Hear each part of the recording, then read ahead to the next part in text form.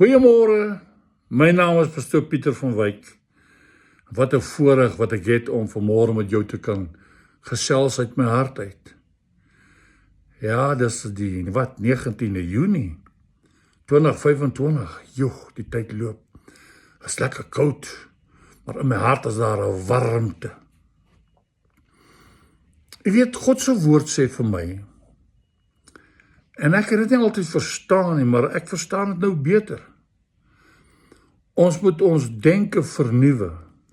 Op 'n gereelde basis moet ons denke vernuwe. En ek het gedink, waarom moet ons denke vernuwe? Hoekom is dit so belangrik?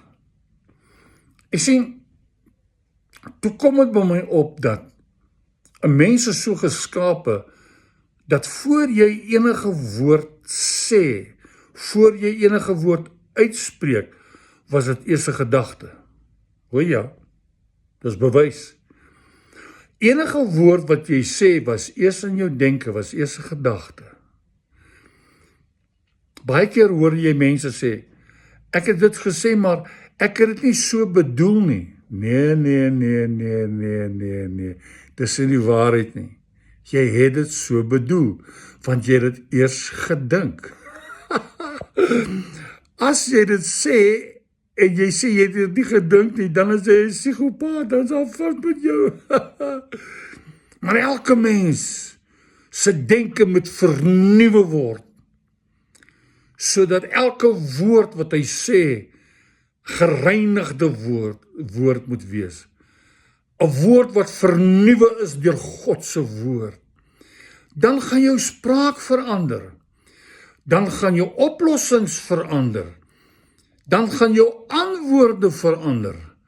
Dan gaan jy dit wat jy voorstel vir mense, woordverandering bring. En ek sê vir jou, kom ons vernuwe ons denke.